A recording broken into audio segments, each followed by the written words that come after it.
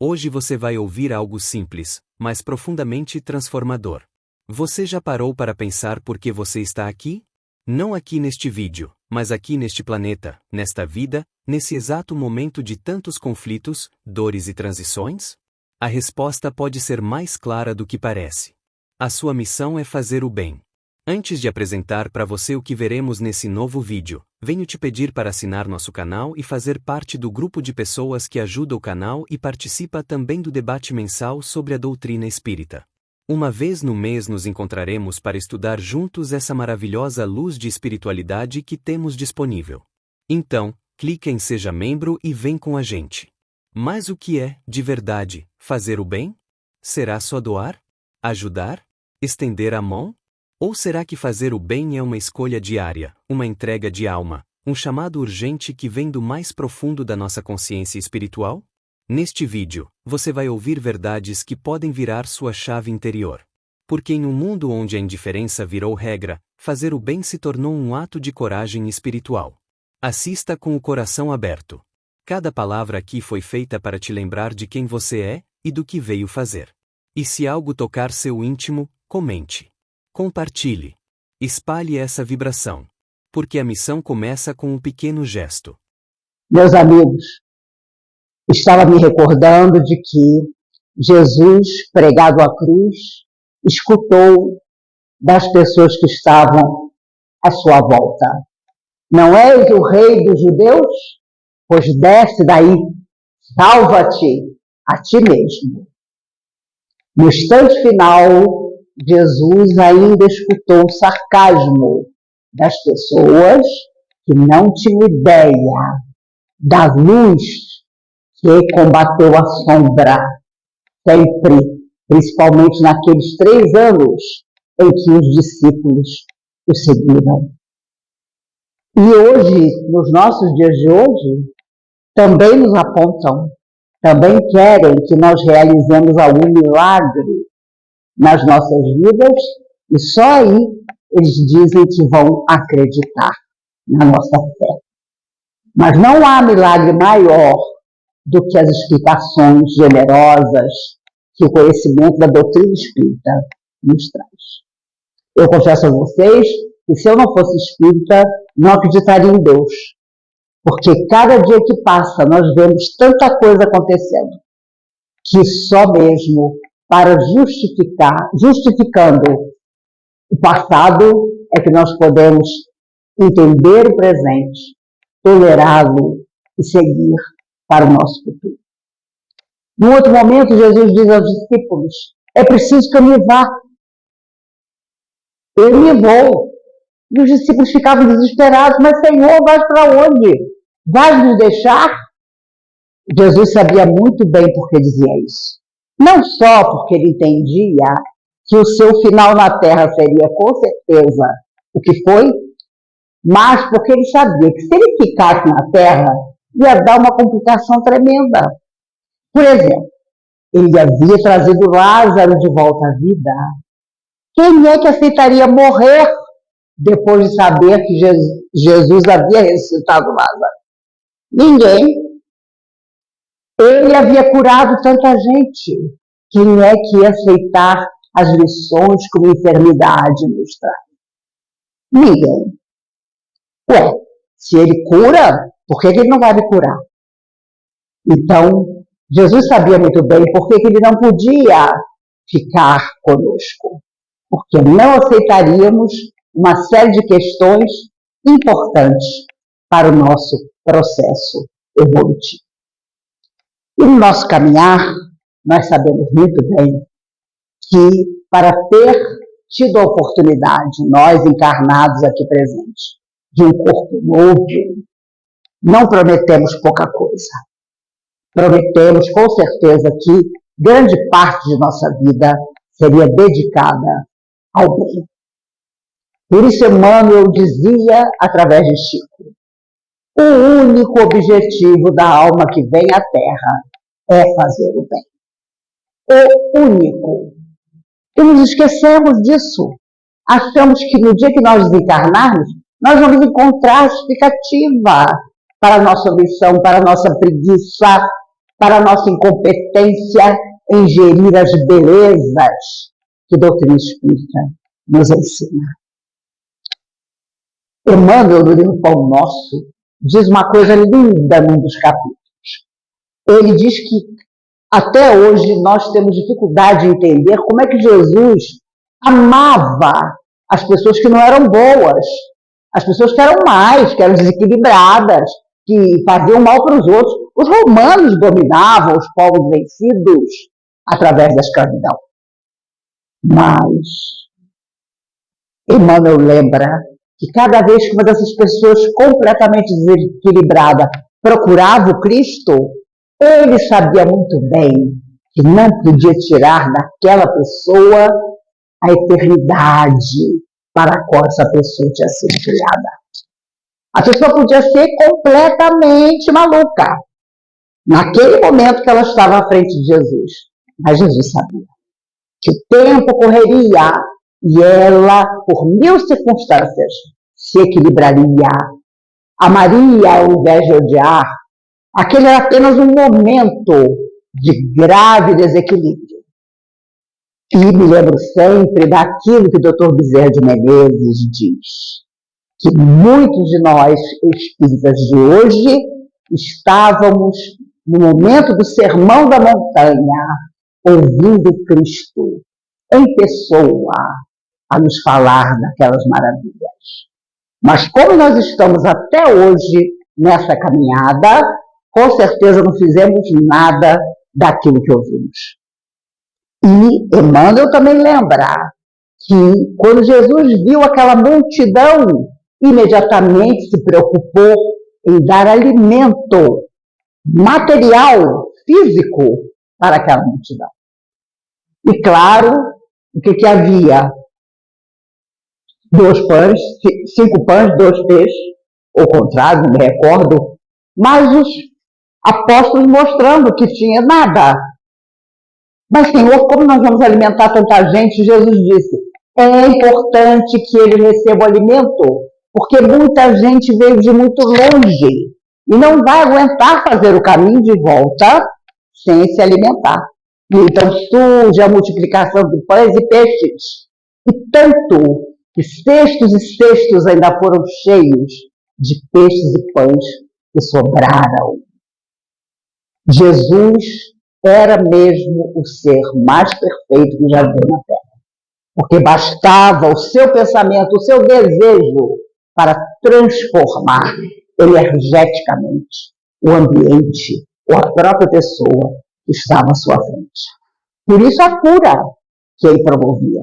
Porque quando a pessoa doente chegava na frente dele, ele imediatamente transformava as células enfermas em células absolutamente saudáveis. E um dia fareis o que eu faço, e ainda mais. Vós sois deuses.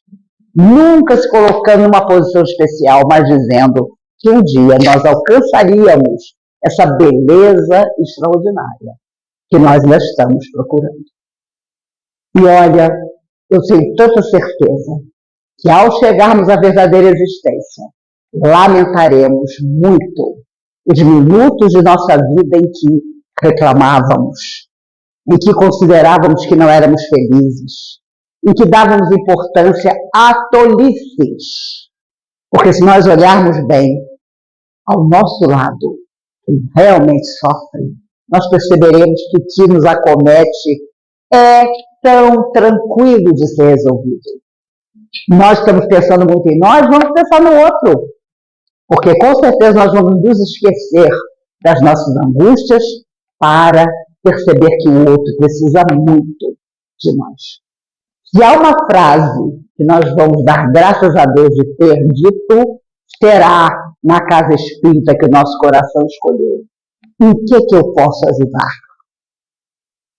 Chico de vez em quando desaparecia.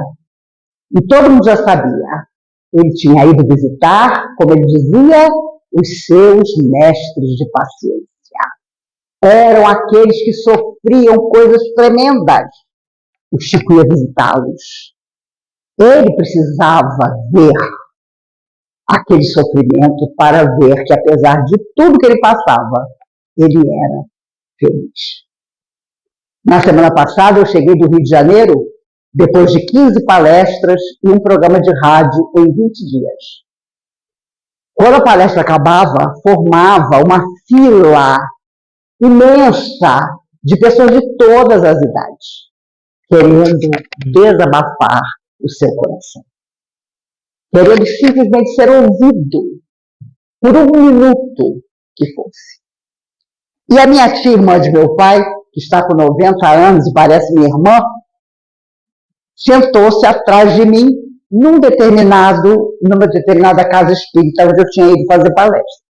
E eu comentei com ela: minha tia, eu acho que quando eu fizer 70 anos, em 2027, eu vou parar. Eu vou parar porque vão ser 55 anos de trabalho na palestra. E 70 anos. E do jeito que eu ando, tomara que eu ainda chegue lá. E ela muito empolgada, porque minha avó, a mãe dela, já era espírita na década de 30, do século passado, é claro. Ela disse: minha filha, não, a nossa família trabalha até o fim. Eu fiquei calada. Uma hora depois, ela atrás de mim. Uma hora depois, ela ouvindo o que as pessoas me contavam no meu ouvido, ela disse: você tem razão. Na minha época de espírita, era muito mais tranquilo. Hoje as pessoas vivem dramas. Uma mãe disse para mim: Maís, eu descobri a doutrina e as suas palestras quando há 4 anos perdi meu filho de 4 anos num acidente de carro.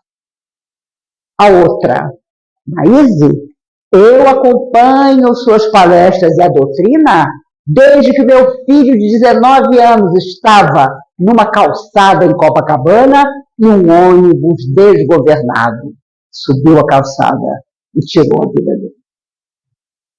E daí, para as outras histórias. E uma mãe havia se comunicado dizendo: o meu filho de 8 anos, o Rafael, quer conhecer você, mas eu sei que você está aqui no Rio de Janeiro.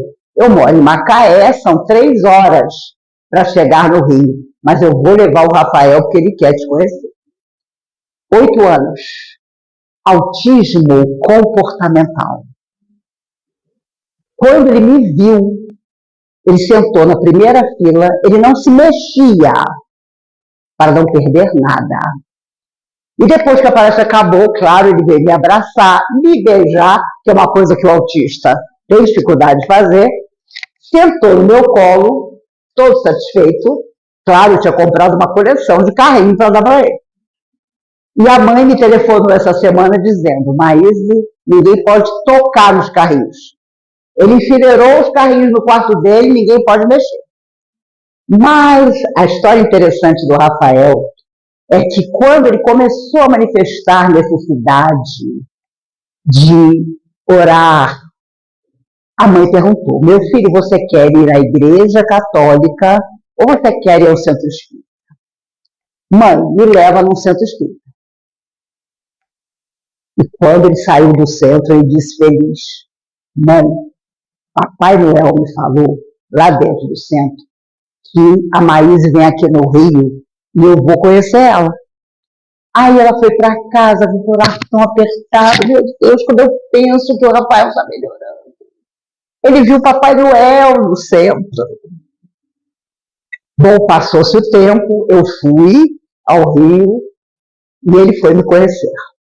E ele todo feliz disse à mãe: mãe, Papai Noel sorriu para mim e disse: eu não disse que você ia conhecer a Maíse? E eu falei para ele: eu durmo escutando a palestra da Maíse. E ele falou: meu filho, é isso mesmo. E aí, alguém mostrou na parede a foto do Papai Noel. E ele disse: olha lá, Papai Noel, ele estava ajudando a Maíse a fazer a palestra. meu filho não é Papai Noel, é Dr. Bezerra de Menezes. Não, mas eu acho ele parecido com Papai Noel. É por isso que eu chamo ele de Papai Noel. E eu fiquei impressionada ao perceber que espíritos que nos acompanham ao longo dos anos já voltaram para a Terra e nos procuram no nosso local de trabalho, nos procuram na nossa casa para ver o quanto de bem nós já temos no coração. Não é só dentro da casa espírita, não. Uma menina de 6 anos, a mãe veio contar. Apresentou a ela uma série de palestras, ela disse, eu quero aquela mulher que fala história do Chico Xavier. E essa mãe nunca tinha ouvido falar das histórias de Chico Xavier.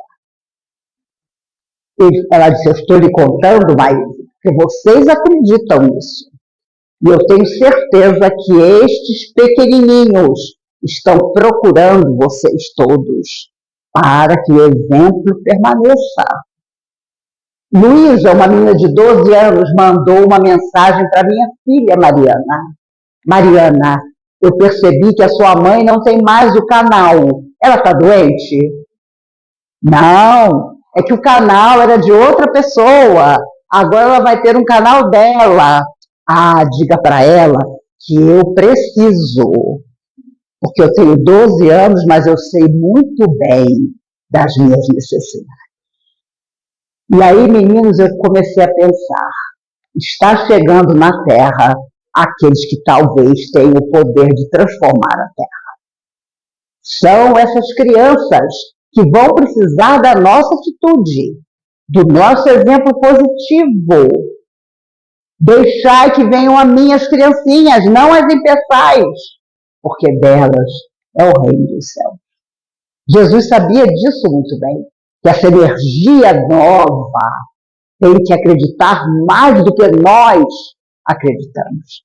Porque nós não acreditamos ainda o suficiente para mudar o nosso mundo interior. E não nos iludamos. Aqueles que nos convidam à desistência têm os motivos deles, mas nós temos o nosso, que é permanecer seguindo. Quando Judas jogou as 30 moedas no chão à frente dos sacerdotes, disse quase em pranto, eu traí sangue inocente. E os sacerdotes disseram, que nos importa? Esse é um problema teu. Está no Evangelho. Isso foi registrado. Isso é um problema teu. Eles que haviam dado a Judas a ilusão do poder para o Cristo, o deixaram absolutamente só. E ele sai, sem nenhuma moeda, rumo à árvore em que tirou a própria vida. Porque o remorso não fazia com que ele conseguisse sequer pensar no que realmente havia feito. Mas hoje sabemos, por múltiplas vidas, Judas Iscariotes é uma alma remida, abençoada de tudo que foi feito. E os Espíritos confirmam que sua última existência na Terra foi como Joana d'Arc, a santa da Igreja. Ali, quando caminhava para a fogueira, eu digo sempre ao meu professor de Pilates, quando ele chega na minha casa para a aula, eu me sinto menos feliz do que Joana d'Arc caminhando para a fogueira. Quando eu abro a porta e ele está de novo lá, ele não falta uma aula, eu lembro dela caminhando, sabendo que ia morrer queimada, mas triunfante, pela sua fé.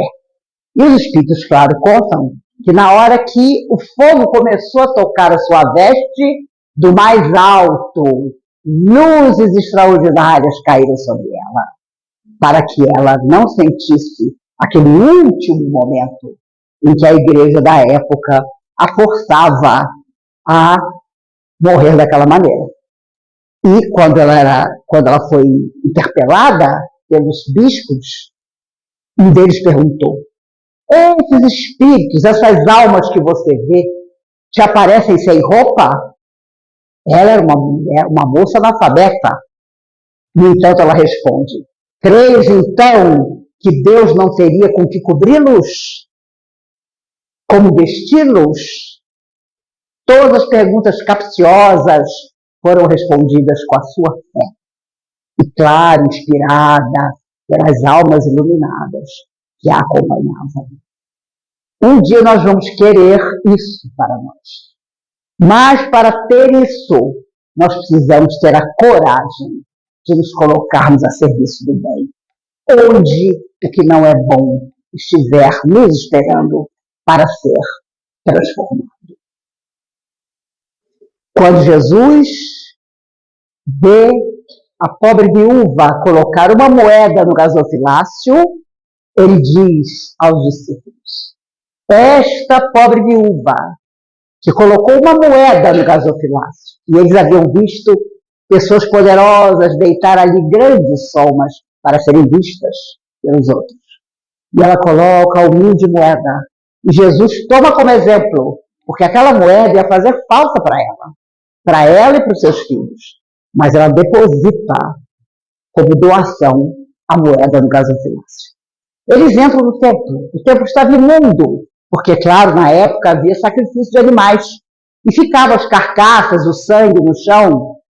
E uma mulher corcunda entra no salão do templo, carregando balde, vassoura e panos, para limpar tudo, para que no dia seguinte as pessoas voltassem a fazer seus sacrifícios num templo absolutamente limpo.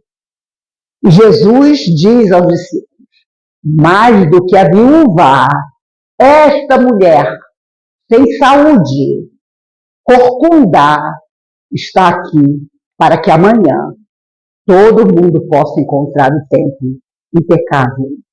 E ele vai até a mulher a abraçar. E ela imediatamente se ergue. Ela que há anos não conseguia ficar ereta, a corcunda desaparece.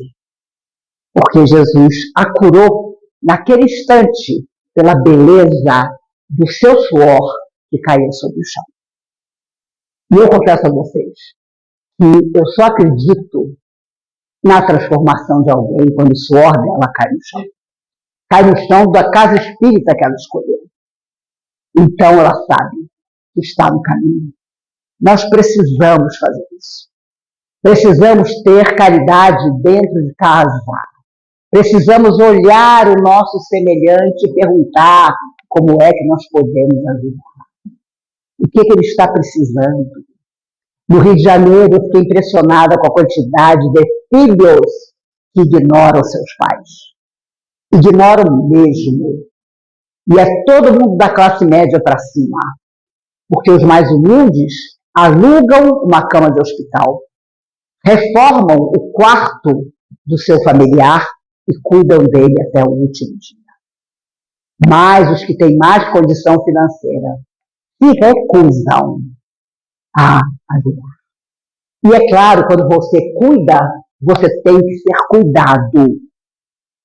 E um rapaz se ajoelhou do meu lado, chorando, disse: eu cuido do meu pai há 9 anos. Ele não vai melhorar. Ele acha que a casa é dele, não minha. Ele me dá ordens, mas a vontade que eu tenho é abrir a porta e não voltar nunca mais. Mas eu sei que eu não posso. Honrai a vosso pai e a vossa mãe. Eu falei: meu amigo, que bom que você sabe. Que bom. Porque, com certeza, um dia, na pátria maior, seu pai agradecerá todo o seu carinho, todo o seu respeito. Então, eu não estou falando de cuidar de desconhecidos. Eu estou falando de nós cuidarmos de quem está tão próximo de nós. Eu já encontrei idosos que me disseram: meu filho, eu moro com ele, eu pago todas as despesas da casa, mas quando eu vou emitir alguma opinião, ele diz: fica quieto, você não entende nada. Fica quieto, isso não é para você. Ele quer que eu fique na frente da televisão comendo alguma coisa calado. Ah, meus amigos, é das pequenas coisas que desprezamos que é feito um caminho de luz para nós. E se nós não trilharmos dessa maneira a nossa vida na Terra, nós vamos voltar do mesmo jeito que nós viemos, completamente vazios dos sentimentos nobres que todo esse processo de viver na Terra tem que fazer para nós. Não adianta pensar, eu podia ter ficado desencarnado, seria mais fácil. Há coisas que só se resolvem na Terra. Não adianta. Você pode sonhar que você vai ser muito evoluído um dia, mas aqui, agora é que é importante. E preciso dizer que todos nós somos propaganda viva do que acreditamos. As pessoas nos veem e se impressionam com a nossa atitude positiva e nobre, é porque alguma coisa de bom nós estamos fazendo. E ainda que a pessoa não fale, ela sabe. Sabe que nas horas difíceis da nossa existência, no último instante, alguma coisa surge para o nosso destino. Eu já escutei isso de médicos ateus me dizer: Maíse, eu sei que você é espírita, eu não acredito em nada, mas eu sei que tem alguma coisa acima de mim, que no último instante, quando eu acho que a pessoa não vai sobreviver, ela se recupera. E quando eu acho que ela vai ficar ótima, ela morre. Então a medicina não ensina tudo. Há algo acima de mim que faculdade nenhuma ensina. E nós sabemos, é o nosso destino. Não duvidemos, seja encarnado ou desencarnado, alguém, para não dizer muitas pessoas, Paulo dizia, somos todos observados por uma nuvem de testemunhas invisíveis. E Paulo é o nosso exemplo final. Ele fez tudo para ser o maior doutor da lei da sua época, e foi. Ele estudou loucamente para sobrepujar os outros, porque o seu orgulho exigia isso, e conseguiu. Ele perseguiu os cristãos com empenho. A sua espada estava sempre pronta para tirar a vida daqueles que seguiam Jesus. Mas ele encontrou a sua estrada de Damasco, em que o próprio Cristo aparece e o chama a maior de todas as tarefas, a mais difícil de todas, transformar a si mesmo. E não duvidemos, meus amigos, todos nós estamos vivendo na Terra a nossa estrada de Emaús. Quando depois da crucificação, 2 a 2, os discípulos se separaram para pregar a palavra de Jesus, 2 deles iam pela estrada, lamentando a morte de Cristo, lamentando a cruz, lamentando como seria agora sem Jesus. E um homem se aproxima e começa a conversar com eles. Cada vez que os 2 desanimavam, o homem os emulava a pensar positivo. Quando chegaram à taberna, vamos a uma refeição. E só aí, pela maneira de partir o pão, eles reconheceram Jesus. Aquele homem que havia acompanhado a viagem deles era o próprio Cristo, materializado a lhes falar de esperança. Temos a certeza absoluta, nosso jeito de partir o pão tem que ser diferente daquele que não crê. Nós temos que ser a propaganda viva daquilo em que acredita. Pensemos nisso.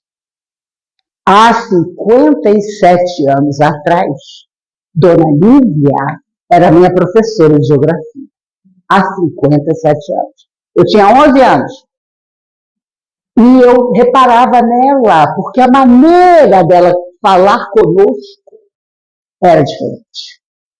Era atenciosa.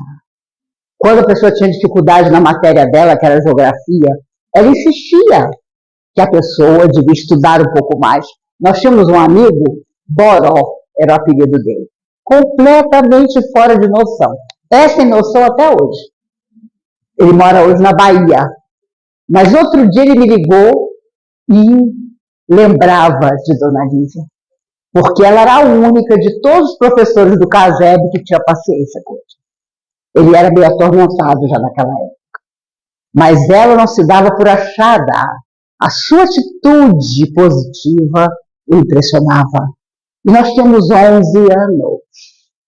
Então, meus amigos, deixemos a quem vier depois de nós essa mensagem que está esculpida na nossa alma.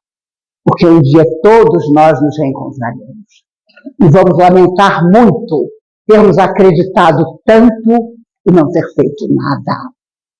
Vamos lamentar sinceramente. Não pensemos sobre isso. Vamos simplesmente trabalhar. Desânimo nós vamos ter aos montes, mas desistência não. Nós não temos mais tempo para desistir. Já fizemos isso em múltiplas vidas que se passaram.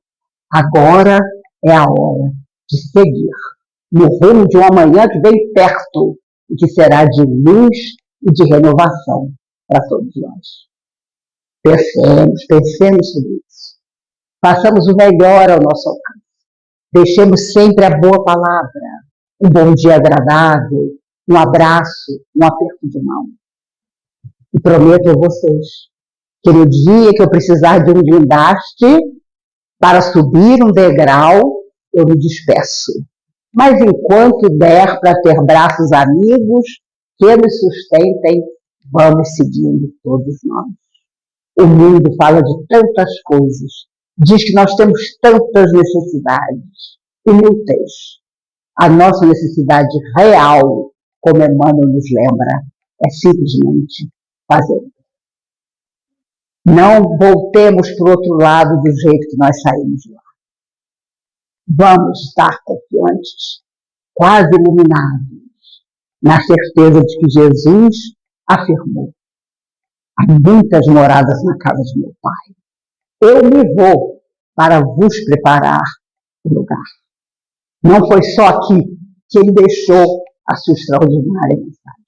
O que ele queria mesmo é que todos soubéssemos que fomos criados para a perfeição e a beleza que um dia nós vamos alcançar. Eu tenho absoluta certeza que da próxima vez que nos encontrarmos, tanto eu como todos vocês, encarnados e desencarnados aqui presentes, estaremos muito melhores do que estamos no dia de hoje. Bastará simplesmente seguir em frente. Chegamos ao ponto mais profundo dessa reflexão. Fazer o bem é a senha da evolução. É a ponte invisível que liga a matéria ao espírito. Não espere por grandes missões. Elas estão no agora. No perdão que você ainda não deu. No afeto que você deixou de expressar. Na presença silenciosa que você pode oferecer a quem sofre.